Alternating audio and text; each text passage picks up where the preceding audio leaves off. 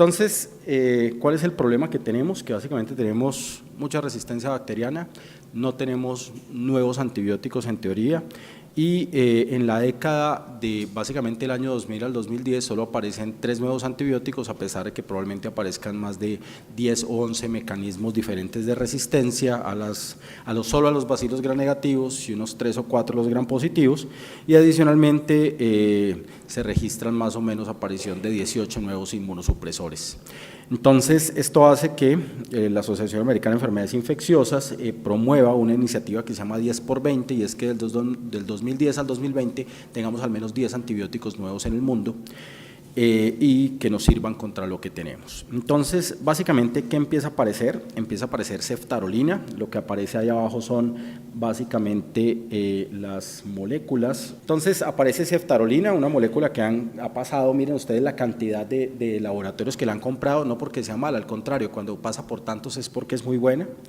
Posteriormente aparece dalbavancin hacia el año 2014 y oritavansin hacia el año 2014. Estas moléculas son glicopéptidos, son primos hermanos de la vancomicina, y como tal vamos a ver que y van a cambiar radicalmente lo que va a pasar con las enfermedades infecciosas por tejidos blandos en el mundo. ¿Por qué? Porque tiene una vida media de 7 días. Entonces el paciente viene en urgencias, le ponemos una dosis, chao, váyase para la casa, y en 7 días vuelva para ver si requiere otra dosis de antibiótico.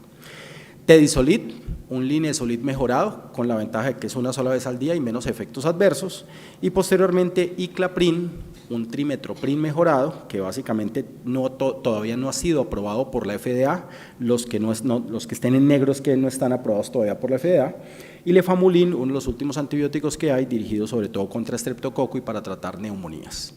Eso es lo que tenemos en gram positivos en los últimos años, y vemos que tenemos nuevas moléculas, al menos 4 aprobadas por la FDA, y las que están subrayadas son las que tenemos disponibles en Colombia y de las que más vamos a hablar. Por otra parte, para gram negativos, y especialmente gram negativos multiresistentes, el primer antibiótico que tenemos es ceftolozane tazobactam, que actualmente tiene la patente Merck y que aparece en el 2014, y lo tenemos disponible en nuestro medio y lo hemos usado en la clínica. Ceftazimab y Bactam, que lo pongo ahí como rayado porque va a llegar y se espera su lanzamiento en los próximos meses, un antibiótico que trae Pfizer y que nos va a servir y fue hecho expresamente para KPC. Y básicamente otros como meropenem bavorbactam, que lo que pretende es tratar de reactivar a meropenem contra KPC, poniéndole un inhibidor nuevo de beta-lactamasas, y plazomicina, un nuevo aminoglicosio. Plazomicina es un aminoglicosio en teoría muy potente, con menos efectos secundarios y menos falla renal, pero con un problema muy importante. El laboratorio que lo produjo se gastó toda la plata del mundo, cientos de millones de dólares en producirlo, en comercializarlo, aprobarlo por FDA, y el día que lo aprobaron por la FDA declaró su estado de quiebra, ¿sí? El laboratorio se gastó toda la plata en sacar la medicación, pero básicamente está en quiebra en este momento, está esperando a ver quién le compre la molécula. Por otra parte, vamos a tener también imipenem relebactam, ya se han hecho algunas pruebas en Colombia, es el imipenem reciclado, y cefiderocol, que básicamente es un medicamento chino, que es una cefalosporina que está metida como en un caballo de Troya, metida en un sideróforo, es decir, una molécula que rompe o se une a los canales de hierro y por lo tanto penetra más fácil las bacterias, y es la esperanza real contra bacilos gram negativos multiresistentes. Hacia la mitad pongo los antibióticos que pueden ser para gram positivos y para gram negativos, y el primero de todos es de la floxacina, un antibiótico que es una quinolona de quinta generación, podría llamarse así. Con las quinolonas, después de la moxifloxacina hemos tenido malas experiencias porque aparece trovafloxacina, citafloxacina, gatifloxacina, gemifloxacina, y ninguna de esas ha podido consolidarse por la cantidad de efectos secundarios que hubo. Entonces, de la floxacina en teoría tiene menos efectos secundarios y vamos a ver si cala. Y aparecen unos nuevos primos hermanos de la tetraciclina y de la tigeciclina, que son erabaciclina y omadaciclina. Omadaciclina, pues hace 8 días aparece un artículo señalando su papel en neumonía adquirida en la comunidad, con tetraciclinas que en realidad sí tienen mejor efecto sobre pulmón. Y por último pongo que en realidad no es nuevo. Este antibiótico fue hecho en España en el 2018 por el Centro Español de Producción de Medicamentos, en una alianza con Merck. Merck después la abandonó y los españoles se quedaron solos con la molécula, y durante los últimos 40 años lo han usado clínicamente con muy buena evidencia. Y ahora, ¿por qué la pongo ahí? Uno, porque resulta que FDA no la tiene aprobada para su presentación endovenosa, la tiene aprobada solo para su presentación oral. Y fosfomicina es lo que nos está dando la mano para luchar contra gram positivos y gram negativos, y llamativamente sí tiene registro INVIMA en Colombia endovenoso para luchar contra muchas cosas, ya los voy a mostrar, pero la FDA no lo tiene aprobado. Entonces, ¿qué es lo que ha pasado? Que como necesitamos nuevos antibióticos, OMS lanza una priorización y después de ver lo que sucede, ¿qué es lo que necesitamos? Claramente nuevos medicamentos antituberculosos. Ya los tenemos, no tan fácilmente asequibles en nuestro medio, pero ustedes van a ver que vamos a tratar tuberculosis con meropenem clavulanato, estamos usando badaquilina en casos de multiresistencia, hemos reciclado cosas viejas como clofazimina, pero claramente en tuberculosis es donde probablemente más se ha invertido y se han garantizado cosas como disminución de impuestos, estímulos monetarios para que los laboratorios inviertan en esto. Y después viene la resistencia a los carbapenémicos, ya sea por Acinetobacter, Pseudomonas y enterobacteriales, en donde pues se ha tratado. ¿Qué ha hecho el gobierno americano? Pues básicamente ha sacado 3 actas y una resolución presidencial, tienen estos nombres, para básicamente quitarles impuestos a las industrias que produzcan nuevos antibióticos y que desarrollen nuevas alternativas y que básicamente FDA les dé una aprobación flash para tratar de que se aprueben rápidamente los medicamentos. El lío de las aprobaciones flash es que no sabemos hasta dónde vamos a tener efectos adversos, pero en puntos donde se nos están muriendo los pacientes por multiresistencia, podría estar bien emplearlos. Básicamente lo que se está haciendo es hacer lo que se hizo en los años 70 para que hubiera más medicamentos. Entonces yo quiero aquí preguntarles, ¿ustedes qué creen que es más fácil para una industria de estas, con estos papayazos económicos que les están dando? ¿Inventarse un nuevo medicamento o modificar, repotenciar uno ya existente? Si uno se va a inventar un nuevo medicamento tiene que hacer esto. Entonces, llamativamente, uno de los líderes de la industria farmacéutica en Estados Unidos es paisa y claramente dijo, pues esto, ¿sí?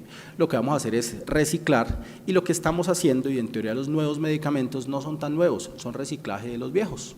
Y como tal, lo que se hizo fue coger moléculas de cefalosporinas, que son básicamente la misma estructura, en donde sabemos que tienen unos puntos específicos de unión y que básicamente si unimos moléculas adicionales al receptor 1 o a la parte 1 o al componente 1, vamos a tener mucho mayor posibilidad de tener más espectro, especialmente para gram positivos. Si nos unimos al receptor 2 vamos a darle estabilidad para beta-lactamasas y básicamente, dependiendo del receptor 3 y 4, podríamos tener mayor actividad para gram negativos.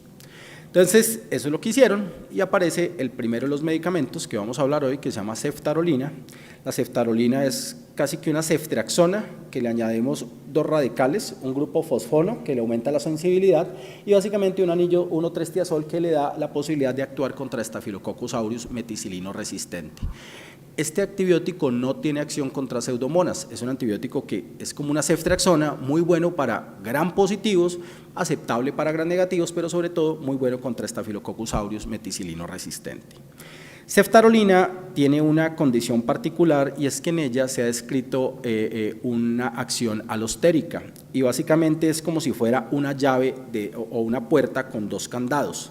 Tiene un sitio alostérico que está a 60 angstroms del sitio catalítico, en donde básicamente la activación del sitio alostérico permite que el sitio catalítico se abra, se abre la puerta y ahí se unen el antibiótico fácilmente a las PVP y acaba actuando en 2 partes. Eso hace que pueda ser muy potente, muy efectivo contra aureus meticilino resistente, contra neumococo y también contra aureus meticilino sensible. Entonces, ese es el primero que aparece y le abre la puerta, entonces de ahí los siguientes laboratorios empezaron a decir, listo, cojamos moléculas ya conocidas y empecemos a trabajarles. Y quien haya ejercido medicina en los 80s y 90s se acuerda que ceftazidima era probablemente el antibiótico que usábamos en combo para luchar contra pseudomonas, y ceftazidima es el antibiótico contra pseudomonas mejor y jamás inventado, ¿sí? Excelente penetración al sistema nervioso central y una muy buena acción. ¿Por qué se dejó de usar ceftazidima en el mundo? Porque se reconoció que era el mayor inductor de beta-lactamasas de espectro extendido. Entonces muchos infectólogos dijeron, no, jamás vamos a volver a usar ceftazidima, pero resulta que en estas épocas donde tenemos pseudomonas multiresistentes tocó volver a reusarlo. Entonces, científicos japoneses agarran la ceftazidima, básicamente dicen, aquí es donde tenemos actividad contra gram negativos, tenemos que mejorar la molécula y hacerla sobre todo estable contra las beta-lactamasas. Entonces empiezan a modificarla y reúnen varios grupos, uno de estos es este, pero hacía convulsionar mucho a los ratones, y finalmente después de varios intentos se encuentra una molécula que llaman ceftolozano, que básicamente tiene muy buena acción contra gram negativos y poco riesgo de inducir convulsiones. Es una ceftazidima mejorada. Y como tal, digamos que, vuelvo y les muestro, al igual que con ceftarolina, se modifican algunos puntos que le dan son, digamos, las BLE no los afectan porque básicamente tienen una oxima que le da estabilidad contra las beta-lactamasas, tienen mayor acción contra pseudomonas por un radical grupo 2-metilpirazol y tienen básicamente también acción contra AMC. Entonces, es una cefalosporina que le podemos dar a los AMC, a las BLE y a la pseudomonas resistente, no por mecanismos enzimáticos, pero sí por otros. Ahora bien, entonces, carbapenémicos son muy buenos, esta ceftazidima es muy buena, ¿por qué no pensamos en inhibir las enzimas? Y otros grupos empezaron a trabajar a crear nuevos inhibidores de beta-lactamasas. Este es el prototipo de un medicamento diferente en su estructura química a sulbactán, a clavulanato o a tazobactán, pero básicamente similar en su acción. Se llama avibactán. Es un inhibidor de beta-lactamasas no beta-lactámico, entonces es decir que no tiene reacción cruzada con los otros. Hace 2 días teníamos en la unidad de cointensivo un paciente que era resistente a ampicilina sulbactán y le dieron piptazo porque era sensible a piptazo y mucha gente criticó que por qué le dimos piptazo a ese paciente, pero en realidad es que sí podría tener algo de resistencia cruzada, pero es mínima. Ahora bien, con estos no hay resistencia cruzada con esos medicamentos.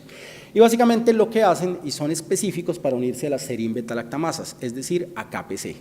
Entonces tienen un mayor espectro de acción, restauran la actividad de las cefalosporinas contra pseudomonas, inhiben por sí solo las beta-lactamasas tipo TEM-A, inhiben las AMC, no inducen las AMC y inactiva directamente KPC2 en su totalidad y algunas KPC3 y también se une a las OXAs.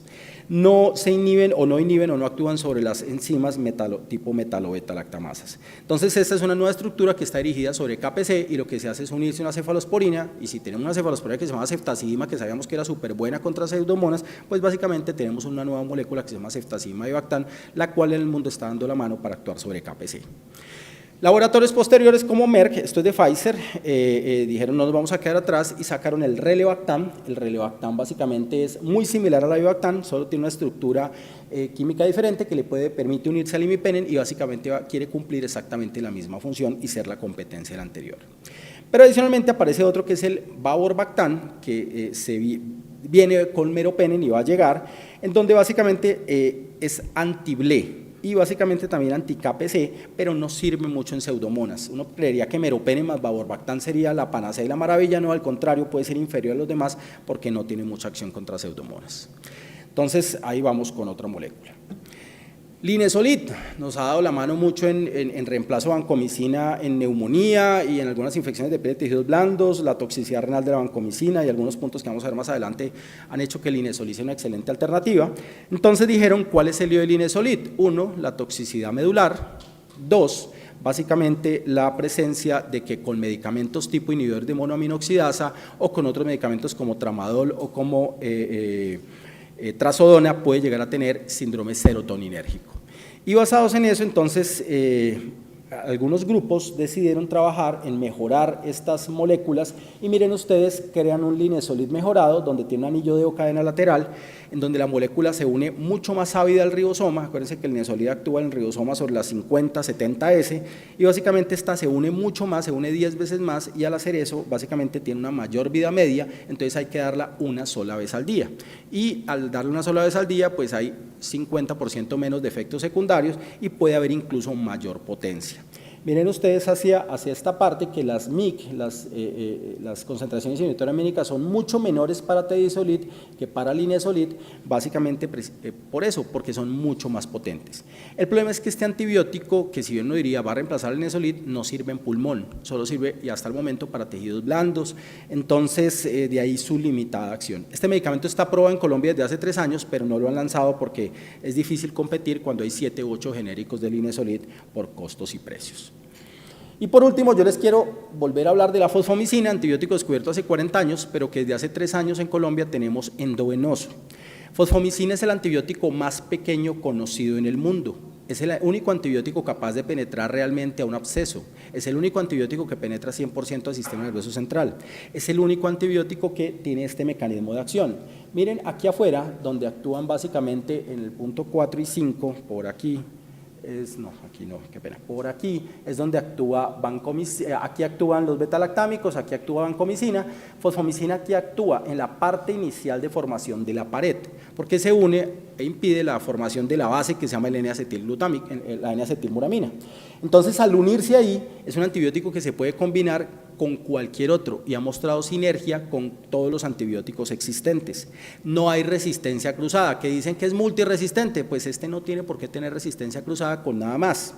Es un perfil de seguridad bueno y por lo tanto tiene muy buena penetración tisular y difusión. ¿Cuál es el único lío? Que endovenoso viene como fosfomicina sódica y esa vaina tiene más sal que cualquier otro antibiótico, entonces puede dar mucha hipernatremia e hipocalemia.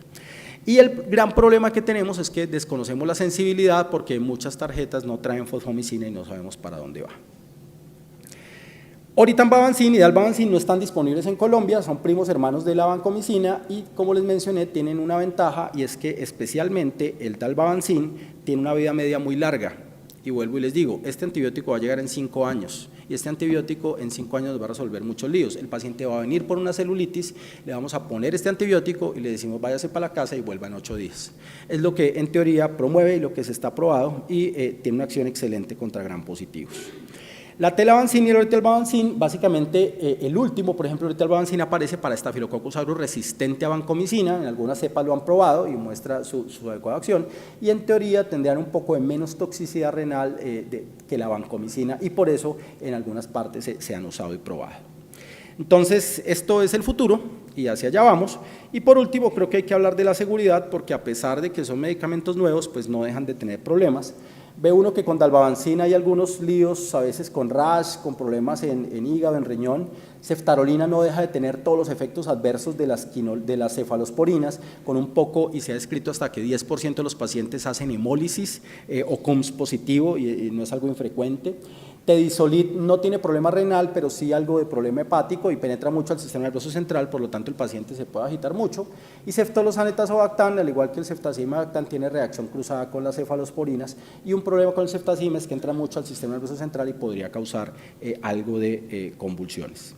Fosfomicina, como les dije, es de los más inertes de todos, pero tienen básicamente algunos puntos de problemas con electrolitos. Entonces yo quiero presentarles este caso. Este es un paciente que vimos en algún momento aquí, un hombre de 50 años, obeso. Hace una semana un trauma abierto en el muslo derecho, lo atropelló una moto, le hicieron una sutura primaria, con dolor muy intenso en la herida, con eritema progresivo y en los últimos días fiebre, dolor pleurítico y tos con expectoración. Lástima que aquí nos apagaron, pero la placa inicial lo que mostraba era algo que parecía tener un infiltrado acá como apical izquierdo, le iniciaron ampicilina sulbactam, pero hacia el día 3 el paciente va teniendo más y más y más compromiso y encontramos aquí algo que podría ser una cavitación o algo que pareciera. Este paciente se le hace entonces esta tomografía y la sorpresa para nosotros fue que en ese momento sí, efectivamente había algo de compromiso parenquimatoso. Cuando vimos dijimos que tiene un absceso pulmonar, pero miren lo que tenía, la cosa es que aquí no se ve muy bien, esto es un neumotórax con una neumonía necrosada en donde tuvimos esto agudamente y no fue secundario al trauma porque no lo tenía. Este paciente cuando vimos esto se le hacen hemocultivos y tiene cocos gram positivos en racimo a las 14 horas, es decir, tenemos una neumonía necrosante por estafilococo que le está dañando su pulmón y que aparece después de un trauma. Este paciente además estaba leucopénico con 1000 leucocitos derivados de su sepsis severa. Entonces la pregunta es, ¿qué le empezamos? No había mejorado con ampicilina sulbactam. La pregunta es un estafilo, el paciente viene en la comunidad, entonces ampicilina sulbactam, o no, como es un estafilo de ser sensible, le cambiamos a oxacilina, otros dicen no, la oxacilina es genérico, le cambiamos a cefazolina, otros dicen no, hay posibilidad de auris meticino resistente, pongámosle vancomicina, otros dicen no, la vancomicina daña el riñón, pongámosle el linezolid, otros dicen no, el linezolid no sirve en bacteriemia porque es un bacteriostático, pongámosle ceftarolina, y otros dicen combinemos esos puntos. Entonces, en ese contexto aparecen estos hemocultivos donde nos muestra un estafilococo que es resistente a la penicilina y por favor quiero con los doctores estudiantes y con nuestros también médicos, acuérdense que la resistencia a la penicilina es por una penicilinasa y que la oxacilina se inventó para matar esa penicilinasa. Entonces yo a veces veo que el paciente sale con un antibiograma de estos y me llaman y me dicen, no, es que tiene una beta-lactamasa de espectro extendido. Un estafilococo aureus no tiene una beta-lactamasa de espectro extendido, tiene una penicilinasa y por lo tanto no le podemos dar penicilina. Pero este paciente perfectamente lo podemos tratar con oxacilina, con cefazolina o con cualquier cefalosporina. Entonces la pregunta es, ¿oxacilina o cefalosporina? Oxacilina, pues tengo un genérico, en Colombia no hay originales, hay que darle 12 gramos para 24 horas. Cefazolina, alguna gente dice que no. Entonces hay más de 5 metaanálisis publicados en los últimos 2 años, todos prácticamente con los mismos estudios, que empiezan a decir, miren, en realidad en algunos puntos se podría llegar a pensar que se favorece la cefazolina. Algunos puntos no muestran, digamos, que a nivel de cura clínica un efecto tan importante, pero lo que sí se ha visto es que cefazolina tiene mucho menos efectos secundarios que la oxacilina, porque la tenemos que usar a dosis muy altas y en una infusión permanente para 24 horas. Este es un metaanálisis hecho en Arizona en el 2018, y otro que fue multicéntrico, donde participan chinos, alemanes, estadounidenses, ingleses, dicen, así nos parece que la cefazolina podría tener algo de mayor impacto, eso es lo que muestran algunos estudios de mejor calidad, pero la evidencia, miren ustedes, no es totalmente contundente. Y es mucho menos contundente cuando hablamos de endocarditis o cuando hablamos de abscesos no drenados. Y aquí sí, por favor, que no me metan el cuento de que son los genéricos, porque estos estudios también lo han hecho con genéricos, porque originales en el mundo oxacilina prácticamente están en desaparición. Entonces, lo que se encuentra es que no hay grandes diferencias entre la oxacilina y la cefazolina y que en enfermedad muy grave, en realidad tampoco puede haber una gran diferencia entre las dos. Un científico colombiano, infectólogo colombiano, que trabaja con diversos grupos en el mundo, que es el doctor César Arias y que trabaja en Texas, se ha unido con grupos peruanos, argentinos, chilenos, ecuatorianos y con su laboratorio pues en Texas, y básicamente se han dedicado a recoger cepas de Latinoamérica y ellos dicen, mire, si bien estamos usando cefazolina para muchos casos, básicamente nosotros hemos encontrado en cepas de Latinoamérica que la cefazolina tiene un efecto inóculo mucho mayor que los otros betalactámicos y que tratar bacteriemias por Staphylococcus aureus con cefazolina se asocia a mayor mortalidad y se mueren básicamente tienen un RR de 2.61, los intervalos de confianza sí son muy grandes, pero ellos señalan eso y desde hace rato César Arias lo viene diciendo y ocasionalmente aquí en la clínica hemos visto pacientes que tratamos con cefazolina, especialmente en casos de endocarditis y no los han mejorado y probablemente han fallecido en relación con esto. Entonces es algo que es el efecto inóculo básicamente lo que hace es que aumenta las MIC 5 veces y eso podría hacer que estos medicamentos no necesariamente sirvan. Entonces uno dice, bueno, ¿qué más hacemos? Los coreanos han probado recientemente una cosa y es que dicen, eso del efecto inóculo, pues sí, eso afecta mucho a la cefazolina, pero prestenle atención a esto. A la oxacilina, miren ustedes, hacia el lado de acá, hacia la derecha, inóculo bajo, hacia el lado de allá, hacia la izquierda, inóculo alto, y lo que vemos básicamente es que con oxacilina, con piptazo, con ampicilina sulbactam hay efectos inóculos muy marcados. Y ellos nos dicen, mire, la oxacilina también tiene un efecto inóculo del 20% y eso podría explicar algunas fallas terapéuticas incluso más allá de que sea genérico o no, pero piptazo o ampicilina sulbactam, si usted trata un Staphylococcus aureus en una infección grave con piptazo o con ampicilina sulbactam entra perdiendo, porque casi siempre va a tener un inóculo elevado y va a tener mayor posibilidad de falla terapéutica y diversos estudios han mostrado que si usted usa ampicilina sulbactam o piptazo para tratar un Staphylococcus aureus termina con mayor mortalidad. Por otra parte, no traje los estudios hoy porque son ya más viejos. Acuérdense que si le damos vancomicina a un Staphylococcus aureus meticilino sensible, también le aumentamos la mortalidad un 40%. Recientemente vimos acá un caso de un paciente que tenía un Staphylococcus aureus meticilino sensible y que le dieron ampicilina sulbactam y que no mejoraba y por eso lo cambiaron a vanco. No, ese paciente debe recibir un beta-lactámico idealmente. Ahora miren abajo. Las cefalosporinas y el meropenem no se dejan afectar por el efecto inóculo, ¿sí? Y ese es un punto que tiene que ver con ceftriaxona, con cefepimio, con meropenem, y algunos estudios también han mostrado eso por Staphylococcus aureus. Entonces yo les voy a decir, en el 2019, básicamente, qué es lo que yo creo, y básicamente fundamentado en alguna literatura que hemos revisado y en otras como estas revisiones narrativas. Yo personalmente creo que se deben usar los 2. Hay como más evidencia en que cefazolina da menos efectos adversos. Entonces, en bacteremia asociada a catéter, en vez de tener el paciente crucificado de las 24 horas oxacilina, cefazolina podría ser una muy buena alternativa. En piel y tejidos blandos también. En endocarditis infecciosa no complicada, en infección ósea y osteoarticular. Básicamente en cuadros, miren ustedes, no metemos mucho bacteriemias, excepto en endocarditis infecciosa no complicada, por el riesgo del efecto inóculo que se puede presentar hasta en el 20% de los pacientes. Si usted lo va a usar, debería usarlo a dosis altas, y dosis altas, la dosis normal de cefazolina, descrita en absolutamente todos los libros de medicina y en todos los estudios, es 1 gramo cada 8 horas. Si usted va a usar dosis altas, eso se llama 2 gramos cada 8 horas. Aquí en Medellín usamos 2 gramos cada 6, nadie me ha podido decir por qué, en teoría porque podríamos vencer esto, pero en ningún texto y en ninguna parte de la literatura dice que vamos a usar esas dosis. Sin embargo, las usamos y creo que en pacientes muy obesos, pues sí se justifica usarlas. Oxacilina, yo creo que penetra mucho mejor al sistema nervioso central que la cefazolina. En endocarditis complicada y en abscesos no drenados no hay grandes diferencias, y ahí sí quisiera uno estar con algo que pudiera tener más evidencia, porque si ustedes revisan experiencias y evidencia en el mundo, en ninguna parte trata endocarditis con cefazolina en estudios importantes. Ahora bien, ¿qué hacemos con la infección muy grave en el sistema nervioso central, con la neumonía, porque cefazolina no entra también a pulmón, oxacilina tiene un efecto inóculo importante? Entonces ahí ha aparecido la ceftriaxona en infección biliar y en algunos casos de neumonía. Pero el lío es que la evidencia nos está mostrando que ceftriaxona tiene un problema, se une demasiado a proteínas, eso se creyó siempre que era un efecto teórico. Entonces, ¿qué pasa? Que si se une mucho a proteínas y el paciente está hipoalbuminémico, la proteína es la que lleva el antibiótico al tejido. Y si no hay proteínas y el paciente está hipoalbuminémico, pues entonces la albúmina no puede llevar el antibiótico al tejido. Hay mucha ceftriaxona en sangre, pero no está en el tejido, en el pulmón, por ejemplo, cuando lo necesito.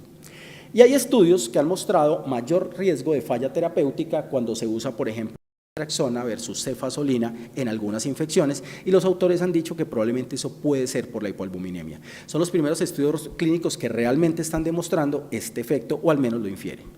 Entonces, el gran lío es, este paciente tiene una neumonía por un aurio sensible, donde yo sé que cefazolina no es la mejor elección, oxacilina me quedan dudas, tiene un gran inóculo, se está necrosando ese pulmón, ceftriaxona, que es lo que uno podría pensar que le gustaría, ese paciente está hipoalbuminémico, no sé si me va a fallar o no, vancomicina definitivamente me afecta la mortalidad, le va a dañar más el riñón, linezolid podría ser una muy buena alternativa, pero básicamente tenemos el lío de que es bacteriostático y si bien se acumula mucho en el pulmón, en bacteremia quedan las dudas.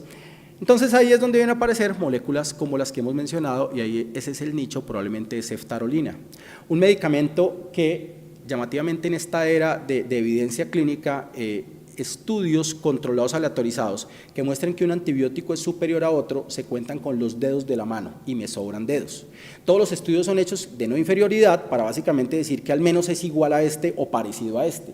Pero este estudio es un nivel que muestra superioridad de la ceftarolina frente a ceftriaxona para tratar neumonía adquirida en la comunidad, es el estudio Focus 1, en donde básicamente sí, llamativamente habían más casos de neumococo y de estafilo sensible, menos de resistente.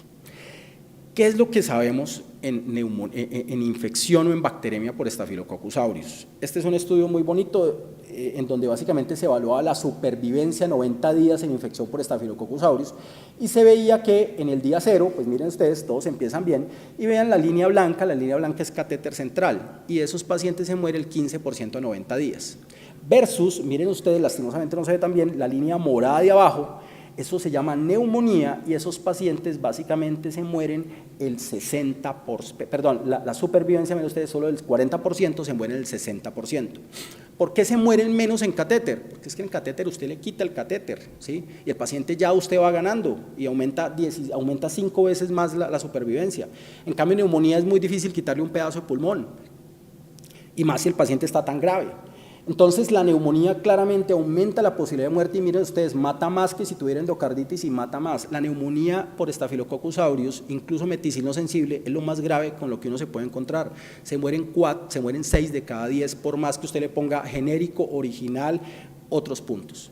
Y aquí es donde ceftarolina ha encontrado su nicho porque básicamente no hay estudios comparativos excepto el que les mostré con ceftriaxona, pero sí al reunir la evidencia y llamativamente de esos que les muestro ahí la mayoría son aleatorizados controlados, sí muestran una supervivencia en promedio de 80%, es decir, casi el doble de lo que usáramos, de lo que comparando con la terapia convencional.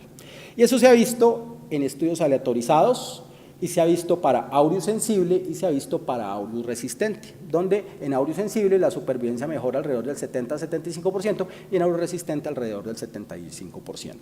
Entonces, mi visión personal es que en pacientes con neumonía de la comunidad muy grave, por estafilococo, por neumococo, especialmente si hay leucopenia y si hay bacteremia, creo yo que ceftarolina para mí es superior a ceftriaxona. Hay un estudio clínico autorizado controlado que lo demuestra y podría ser mejor que las otras moléculas. Y ahí es donde usualmente lo he empleado recientemente con resultados satisfactorios. Esto es lo que tenemos para aureus meticilino resistente y como tal entonces vemos que cada una de las moléculas tiene sus líos, sus ventajas, sus desventajas. Creo yo que vancomicina todavía la debemos seguir usando, es un antibiótico bueno, bonito y barato. Linezolid tiene sus ventajas, especialmente en pulmón y en tener menos toxicidad, pero acuérdense del síndrome serotoninérgico que puede producirse cuando mezclamos linezolid trazodona o linezolid y tramadol. Por favor, si estamos en un turno y por la noche nos llaman y el paciente tiene linezolid, no se le puede poner ni amitriptilina, ni trazadol, ni trazodone, ni tramadol, porque al siguiente día el paciente nos hace una arritmia o nos hace fiebre o nos hace múltiples complicaciones. Daptomicina no sirve para pulmón, lo estamos usando mucho en endocarditis, actúa sobre biopelícula, pero lo ideal es usarlo a dosis altas y vamos a ver si combinado. Ceftarolina tiene lo que hemos mencionado, con una muy buena penetración a pulmón. Trimetoprim es una excelente alternativa para manejar infección de piel y tejidos blandos ambulatoria, porque la sensibilidad en Medellín es más del 95%. Clindamicina todavía es vigente en nuestro medio, y las quinolonas dejémoslas ahí a un ladito y solo reservémoslas para algunos casos, porque pues, nos pueden ayudar para otras cosas.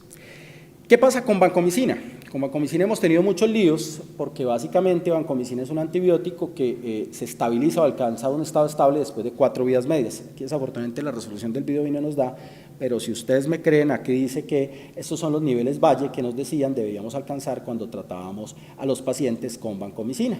Y el lío es que vancomicina tiene un volumen de distribución muy alterado en pacientes críticos, quemados en falla renal, tiene una farmacocinética irregular, y en realidad esos niveles Valle, cuando uno ve los estudios clínicos, no hay una gran correlación con efecto o impacto clínico. Nosotros desde hace muchos años, en teoría, estamos midiendo niveles Valle que se tomen 5 a 30 minutos antes de la dosis y ajustarlos para perseguir esta meta de 10 a 15 o de 15 a 20. Pero ningún estudio clínico ha demostrado que eso realmente tenga impacto.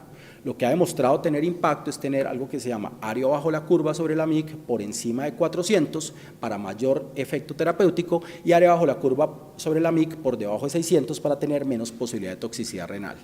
Y eso en realidad es muy fácil de hacer, es medirle los niveles, meter un software de estos que hay muchos gratis en internet, en cualquier sistema operativo y tratar de ajustar la dosis y calcularlo. Eso es lo que se ha mencionado, pero llamativamente incluso a pesar de esto, la evidencia nos ha dicho que probablemente esos niveles Valle no se correlacionan mucho con éxito terapéutico y que lo que debemos perseguir es esto. ¿Cómo hacerlo? Pues resulta que acaba de aparecer una nueva guía sobre cómo usar vancomicina adecuadamente, está hecha por los mismos autores que hicieron una guía 10 años atrás y lo que ellos nos dicen son 3 cosas. 1, siempre que usted vaya a usar vancomicina en una infección grave, póngale dosis de carga de 20 a 25 miligramos por kilo. No se ha demostrado que esto tenga mayor toxicidad renal.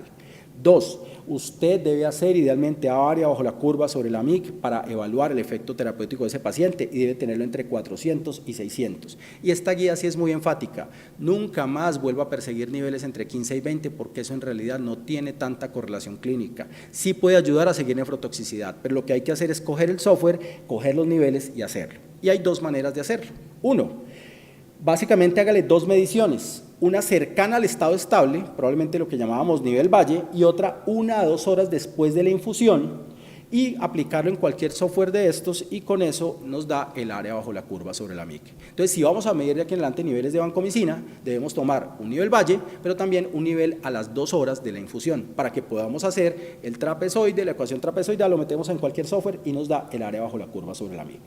O la otra, meterle en otros softwares, midiendo 2 niveles de vancomicina en cualquier momento, uno sí debe ser nivel Valle. La aproximación que da esto es que ya no hay que esperar la 5ª vida media para tener básicamente la medición o el efecto de esto, sino se puede hacer en las primeras 24 horas. Hay muchos softwares disponibles en la literatura, esta es una aplicación que es gratis para iOS, no sé si está en Android, Pero personalmente la que más me gusta es una página que está en internet donde nos permite saber si el paciente está en diálisis, si está en hemofiltro, si tiene falla renal, si es hombre, si es mujer, si es niño, tiene todos los parámetros de la iniciación, si usted solo le pudo tomar un nivel, si le tomó dos, aquí es donde mejor probablemente podamos evaluar esto. ¿Qué se ha demostrado al usar estos software? Que básicamente la posibilidad de falla renal disminuye y básicamente la posibilidad de tener mejores niveles terapéuticos ha mejorado. Y yo creo que así es como debemos usar la vancomicina, pues de aquí en adelante cuando vayamos a usarla. Por otra parte, entonces, ya hemos visto la mortalidad es muy grande y en endocarditis, por ejemplo, la mortalidad es muy grande y vemos que está entre el 40 y el 80% de la supervivencia. Y si yo les digo que una combinación de medicamentos nos da 0% de mortalidad en bacteremia por Staphylococcus aureus, ¿lo usarían? Este es un estudio ucraniano, es un estudio de 40 pacientes, en donde el comité de ética paró el estudio tempranamente, porque al compararlo, básicamente encuentran que cuando les dieron ceftarolina más daptomicina versus vancomicina en monoterapia, la mortalidad era 30% superior y ningún paciente se estaba muriendo cuando le daban esta combinación. Ahí había casos de endocarditis, la mortalidad, miren ustedes, era 60 días. El problema de este estudio es que como lo cortaron tan a tiempo, su valor, o su poder estadístico fue menor, pero el comité de ética dijo, a mí no me da pena, se están muriendo 30% más, yo aquí en adelante voy a seguir usando ceftarolina y daptomicina para tratar bacteremias por Staphylococcus aureus meticilino resistente. Esto ha generado muchos puntos en los congresos, en redes sociales, sobre si esto debe cambiar el estándar de manejo. En una encuesta reciente a expertos en el área, el 40% dijo que sí, el 20% dice que necesita más, el 40% dijo que necesitaba más estudios y el 20% dijo que no, que por ahora no iba a cambiar su práctica de manejo. Necesitamos estudios más grandes, pero esta es una alternativa y yo creo que en infecciones graves, cuando el paciente no responda, esta puede ser el punto, al menos en nuestro medio, o a veces en infecciones muy severas, por ejemplo, inmunosuprimidos, podría ser la terapia primera elección. Entonces, estos son los antibióticos nuevos. Ceftarolina nos sirve para tratar cocos gram positivos, no sirve para el Enterococcus faecium, sirve para algunos gram negativos igual que la ceftriaxona, pero acuérdense que los BLE no los podemos usar en esos contextos. Cubre algunos anaerobios de la piel. Tedisolid, básicamente solo para gram positivos en infección de piel y tejidos blandos. Ceftolozane tazobactam nos sirve para gram negativos, especialmente pseudomonas, nos sirve para BLE, nos sirve para AMC, pero no lo podemos usar cuando hay KPC, a diferencia de ceftazidimab y bactam, que sí le sirve a KPC y a OXA. Cuando lo vamos a usar en infección intraabdominal, estas dos moléculas tienen efecto, pero resulta que hay bacteroides no frágiles a los cuales se ha encontrado resistencia, y por eso siempre que uno las vaya a usar en abdomen debe asociarlas con metronidazol. Yo no sé si ustedes sabían esto, Morganella morgani es intrínsecamente resistente a fosfomicina, y si uno tiene una infección urinaria por Morganella morgani no debería usar fosfomicina. También algunos saprofíticos y capitis son intrínsecamente resistentes. Y por otra parte, digamos que si uno va a lo que dicen los libros, para pseudomonas y para cinetobacter uno no debería usar fosfomicina, pero diversos estudios nos muestran que en terapia combinada han tenido buen efecto y nos ayudan a salvar esos pacientes. Entonces uno diría, eso es lo que tenemos para jugar, pero resulta que nosotros no nos mandamos solos. Y hay una reglamentación colombiana a la luz de los registros INVIMA que nos permite usar estas moléculas y no los podemos usar en todos los contextos. ¿Para dónde está aprobado ceftarolina? Para neumonía adquirida en la comunidad por cocos gram positivos. Y personalmente creo que en casos graves, y vuelvo y lo menciono, neumonía con bacteremia, neumonía en paciente leucopénico, neumonía muy severa, neumonía necrosante por Staphylococcus aureus especialmente, meticino resistente, pero también meticino sensible, es probablemente la terapia de primera elección. También está aprobado para tejidos blandos. Tedisolid solo para tejidos blandos no va a reemplazar al linezolid en pulmón porque no entra muy bien. Ceftolozane tazobactam para infección intraabdominal complicada e infección urinaria complicada. Ceftazidimab y bactam sí tiene mucho más puntos, neumonía asociada a los cuidados de la salud por KPC, tejidos blandos por KPC, intraabdominal complicada por KPC e ITU complicada por KPC. Y fosfomicina, pues los que pusieron el registro INVIMA, pues es un antibiótico que tiene hace 40 años, pues estos sí fueron más vivos y la metieron para todo, ¿sí? Entonces, como ustedes ven, usualmente tiene una indicación muy amplia. ¿Cuál es el lío de lo que vemos? Y especialmente en clínicas como estas de pacientes complejos, pues que las bacterias no se han leído el registro INVIMA, ¿sí? Entonces vienen a presentarse bacterias causando bacteriemia en donde no hay ninguna indicación INVIMA para tener esto. Entonces nos toca recurrir al off-label y pues ahí entonces vemos qué hacemos. Si de la oficina de No Post me dicen, pues dirán, pues no, probablemente no se puede mandar, pero pues que el paciente nos va a morir y hay resistencia bacteriana y el problema es que la ley se hizo o esto se erradicó cuando no había resistencia bacteriana. Entonces, ¿qué ve uno en ceftarolina y dónde hay experiencias positivas? En neumonía asociada a ventilador por aerometización resistente. Ya les mostré algunas experiencias en bacteremia y en endocarditis también hay experiencias positivas. En osteomielitis y artritis y en bacteriemia severa, probablemente idealmente combinada. Y de ahí que ceftarolina, pienso yo, tiene un muy buen papel, ya les mencioné neumonía, pero probablemente en sinergia con daptomicina en bacteremia y endocarditis y en infección por coco gram positivo diferente al sistema nervioso central como terapia rescate puede ser una muy buena opción. Y ahí es donde en algunos casos lo hemos empleado. Porque esto, ya sabemos, se muere el 60% de los pacientes y en endocarditis se muere el 50% de los pacientes. Tedisolid solo está para tejidos blandos, hay algunos casos por ahí donde lo usan en endocarditis y en osteomielitis, pero básicamente solo si hay resistencia al linezolid, ya hay algunos casos en Colombia, poquitos, pero reportados, en el mundo va creciendo. Acuérdense, no sirve para pulmón. Y este es un caso, lastimosamente no se ve bien, en donde tuvimos una niña que nos llegó por infección por pseudomonas, importada, remitida de otra institución. Aquí, si me creen, Cipro tenía una MIC de 1, pero quiero mencionarles que este año el laboratorio no lo había actualizado. La MIC para ciprofloxacina disminuyó a 0.5 con base en lo que se menciona dentro del parámetro de CLCI. Entonces aquí claramente teníamos resistencia y este paciente solo era sensible a mica y a ciprofloxacina con una fascitis necrosante, más peritonitis, más sepsis, más neumonía por pseudomonas aeruginosa resistente a carbapenémicos con una MIC muy elevada, mayor a 16. Entonces ahí es donde estamos necesitando realmente nuevos antibióticos, porque lo que tenemos no es muy efectivo, lo que tenemos nos daña el riñón y lo que tenemos básicamente, a pesar de tratar con polimixina, con colistina, con carbapenémico, dosis altas con tigecyclina, la mortalidad sigue siendo muy grande, entre el 26 y el 44%, cuando tenemos bacterias multiresistentes gram negativas. ¿Eso les suena algo? ¿Alguna película les parece? Es que la KPC es inevitable, ¿sí? La KPC es inevitable como tal porque no solo se da por uso inadecuado de antibióticos, sino también por transmisión horizontal. Y nuestro país ya es endémico para KPC. Entonces, ¿qué hay para luchar contra esto? Pues básicamente moléculas, la polimixina, como el Capitán América, nos tocó traerla desde los años 70, esta vaina se usaba en los años 70 y se dejó de usar porque era muy nefrotóxica y tocó traerla, ¿sí? Iron Man es el meropene, en teoría le sirve a todo, pero ya vimos que a los que no se han visto la película, pues no, mentira, no les hago el spoiler. La tigecyclina, entonces, básicamente la Capitana Marvel viene a salvarnos y todo, pero también le dan duro en algunos puntos. La fosfomicina es así, chiquita como Ant-Man, pero como tal ya tenemos resistencia. El Astreonan, duro como probablemente Thor, pero también tenemos problemas. Los aminoglicósidos, las quinolonas y el ceftolozane tazobactam, que es lo que tenemos, pero a pesar de esto es difícil ganar la batalla. Entonces, esta es una tabla que pretende mostrar en bacilos gram-negativos resistentes hacia dónde vamos y qué es lo nuevo. Y miren ustedes que las moléculas nuevas, que son las que están abajo, no nos vienen a resolver todos los problemas, ¿sí? Ese es el primer punto, tenemos que cuidarlas. Los aminoglicósidos probablemente nos siguen ayudando y tenemos que seguirlos usando, pero tenemos que usarlos bien y básicamente usar PKPD, medir niveles séricos para poder guiar su efecto adecuado. Astreonan, pues para resistencia no es muy útil, pero sí nos ha dado la mano en algunos casos de metalobetalactamasas combinado lógicamente con otras cosas. Las quinolonas podrían servir, pero muchas veces son resistentes. El meropenen, que siempre lo usamos en combinación, hay evidencia, si la MIG es de 8, es resistente, pero tiene una MIG de 8, pero MIG mayor a 16 no hay evidencia contundente que vamos a usarlo, a veces uno lo pone, pero sabe que es como algo que pone por poner y muchas veces acaba perdiendo.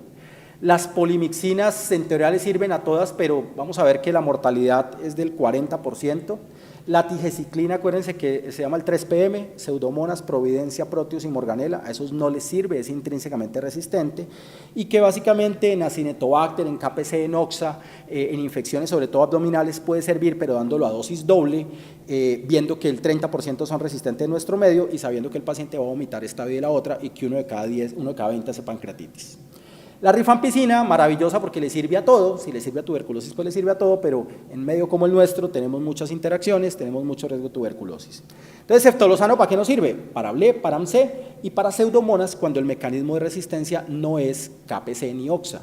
En nuestro medio se calcula que el 10 al 15% puede ser KPC y el resto puede ser bombas de flujo, entonces ahí es donde ceftolozano de tazobactam puede tener cabida. Pero por eso, cuando vamos a usar ceftolozano de tazobactam, obligatoriamente tengo que tener sensibilidad. Ceftazimib y Bactam me va a ayudar contra KPC, me va a ayudar contra OXA, pero miren ustedes, contra Cinetobacter no es tan bueno y en metalobeta-lactamasa no es tan bueno. La fosfomicina, si se combina, podría tener efecto ante todo. Veamos evidencia clínica. Gente que se muere, un estudio con 114 pacientes en Pittsburgh, donde evalúan en la vida real, y es un estudio retrospectivo, carbapenem colistina, que es lo que damos, tasa de éxito clínico 40%, carbapenem aminoglicosio, tasa de éxito clínico 48%, ceftazimib y Bactam en monoterapia, tasa de éxito clínico 85%. No es la panacea, pero duplica los resultados clínicos a 30 días en comparación con lo que hacemos en la actualidad. Esto no solo se muestra en este estudio, se muestra en otros posteriores, pero al dilucidar por tipo de infecciones, pues resulta que son muchas urinarias, esos casi no se mueren, hay bacteremias donde la supervivencia es superior al 70%, pero miren lo que pasa con ceftazimib y Bactam en neumonía. En neumonía la supervivencia es del 30% y es menor que lo que pasa en otras moléculas. Los autores todavía no tienen muy claro por qué pasa esto, algunos proponen que es porque solo alcanza una concentración en el ELF alrededor del 30% de la sérica y que probablemente en esos pacientes haya que usar más dosis. Esto todavía no está claro, pero cuando la tengamos va a ser un punto para tener en cuenta. En los dos primeros estudios miren cómo es la mortalidad, 8% en el de Pittsburgh, en el de Banduin en Europa 8% comparado con los otros, y Tumbarello en Italia hace un estudio en rescate, pacientes que ya le dio algo y no le mejoraban, entonces ahí sí pongámosle la ceftazimib y Bactam y dice que la supervivencia es de 37% versus 56% en otros puntos. Hay en teoría mejoría clínica, pero pues vemos que no es la panacea y que si lo iniciamos tarde probablemente ahí es donde entramos perdiendo y no va a ser tan efectivo como si lo iniciáramos tempranamente. Entonces, ceftazimib y Bactam, KPC. Ceftolozano de tazobactam tiene estos estudios en infección urinaria en abdomen, estas son las indicaciones INVIMA y acaba de ser publicado en el Congreso Europeo el estudio en neumonía. Son estudios de no inferioridad contra meropenem ni contra piptazo, en donde dicen, pues mire, más o menos son iguales, pero ningún estudio nos dice que es superior. ¿Cómo sirve este medicamento? Pues en pseudomonas resistentes a carbapenémicos, cuando no hay KPC, en AMC, en BLE, tiene el problema de que puede ser sí mucho más caro. No sirve si hay KPC, siempre requiere confirmar la sensibilidad y hay un punto y es que uno coge el Sanford y dice disminuyan la dosis, pero en la vida, en los estudios, lo que se ha visto es que cuando le han disminuido la dosis ajustando la depuración de creatinina, los pacientes se mueren más. Y la recomendación es por ahora no lo ajuste hasta que tengamos más datos. Nosotros hemos tenido 2 pacientes con falla renal, con hemofiltro, con ECMO y no les hemos bajado la dosis y se han salido adelante. El uso en neumonías off-label y si se usa debería usarse en dosis mayores. ¿Qué es lo que se ha visto? Que para pseudomonas la mortalidad es probablemente alrededor del 19%, pero con éxitos clínicos entre el 70 y 73%. Se mueren más en neumonía, al igual que los anteriores casos. Y un punto sí importante es que cuando se inicia más de 4 días después de tomados los cultivos, la mortalidad oscila entre 2.1 y 14.4 con un OR de 5.5.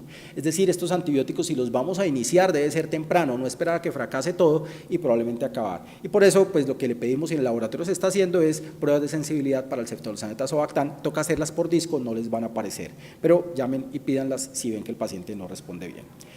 ¿Dónde es mi esperanza de esta molécula? En los pacientes con fibrosis quística y con bronquiectasias, dado que penetran mejor a pulmón y que estos pacientes todos los días los vemos con pseudomonas permanentemente, es donde sufrimos, acabamos dañándoles el riñón, dándoles polimixina en medicina en casa. Esta molécula creo que nos va a ayudar para luchar contra estos pacientes cuando se infecten, especialmente en el grupo de trasplante de pulmón.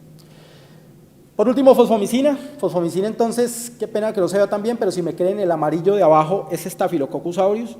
Fosfomicina es el secreto mejor guardado para luchar contra Staphylococcus aureus. En realidad, los españoles lo usan en endocarditis en combinación con daptomicina. Es la molécula más pequeña conocida, no le afecta a biopelícula, entonces ahí es donde tenemos mejor evidencia. Y sí faltan estudios clínicos, pero también lo hemos usado en KPC con buenas alternativas. Esto es lo que se propone entonces como el nuevo paradigma dentro del tratamiento. Si tenemos KPC, Ceftazidima y Bactán o meropenem Bavor-Bactán puede ser la primera elección. Según como usted vea, añádele polimixina, tigeciclina, aminoglicosidos, fosfomicina o terapia con doble carbapenémico, es decir, ertapenem más meropenem. Y en neumonía asociada a ventilador considere la adición de colistina o aminoglicósidos inhalados. En pseudomonas resistentes a carbapenémicos, ceftolozano y tazobactán, si usted ya descartó que tenga una oxa o una KPC, o ceftazidima y Bactán y agréguele cualquier otro. Y en Acinetobacter sí se ha demostrado que polimixina o colistina en monoterapia puede ser igual o superior a los otros parámetros de tratamiento. Si el paciente no le mejora, considere adición otras moléculas. No sé si ustedes saben que Avengers se acabó, Endgame se llamaba la película, entonces resulta que hay unos nuevos Avengers, ¿sí? No sé si ustedes van a hacer la película el otro año. Son el hijo de, ¿cómo es? El que lanza las flechas y viene la hija. El hijo de la Capitana Marvel. Bueno, entonces aquí vienen estos que son los que van a venir a ayudarnos. Omadaciclina y erabaciclina, dos nuevas tetraciclinas, ceftarolina, bivactán. Entonces miren ustedes, dijeron, hey, la ceftarolina es tan buena para gran positivos, ¿por qué no le ponemos el bivactán y nos queda gran positivo y gran negativo? Y es una maravilla. Pues efectivamente ya hay estudios fase 3 en donde está esta molécula. Meropenem Bavor-Bactán, ceftazidima bivactán y astreonana bivactán van a revivir el astreonan y como tiene tanta actividad contra metalos, pues dijeron, pues añadémosle bivactán y así queda metalo y KPC y vamos a matarlos. Entonces esto es lo que estamos haciendo y van a ver que vamos a usar estas mezclas y el que en teoría viene a ser la panacea va a ser el cefidrocol, que en teoría puede actuar sobre todo, y la murepavadina, que es un antibiótico nuevo que va a actuar básicamente solo lipopolisacárido de pseudomonas. Y probablemente en esos contextos vuelvan a cambiar los parámetros de tratamiento. Entonces, para los doctores pediatras, también hay estudios, afortunadamente, la ceftarolina se puede usar por encima de 2 meses y hay estudios en ejecución fase 3 en donde ceftazidima y bactán, ceftolozano y tazobactán, imipenem relebactán y meropenem Bavor-Bactán tienen dosis pediátricas que se pueden usar en niños. Entonces vamos a tener eso en cuenta. Pero siempre acuérdense que todo superhéroe trae su villano y que si tenemos antibióticos nuevos, pues también tenemos mecanismos de resistencia nuevos y ya están identificados, ¿sí? Esto se lanzó y en menos de 3 años ya tienen resistencia entre el 3 y el 8% en diversos sitios. Y acuérdense que entre ceftolozano y ceftazidima hay resistencia cruzada. Entonces, son moléculas nuevas que van a ver, que vamos a usar. Por el tipo de complejidad de esta institución a veces nos toca verlo y pues creo yo que pueden aumentar la supervivencia, aunque no son la panacea y pueden llegar a tener más efectos adversos en ciertos contextos. Y para los hongos, el próximo mes lanzan en Colombia isavuconazol, le sirve a cándida, pero no sirve para candidemia. Entonces, este antibiótico no va a pelear con las equinocandinas, es un nuevo azol. ¿Para qué lo lanzaron? Básicamente para Aspergillus, es donde tiene mucho mejor acción, con la ventaja que se puede usar muy seguramente con menos efectos adversos en pacientes con falla renal y es una alternativa en mucormicosis en algunos contextos. Entonces, hacia eso vamos. Me quedan 2 minutos y quiero mostrar una experiencia muy bonita porque creo que así es como debemos usar los antibióticos en el mundo. Cada vez hablamos más de usar parámetros PKPD, de apoyarnos en los computadores.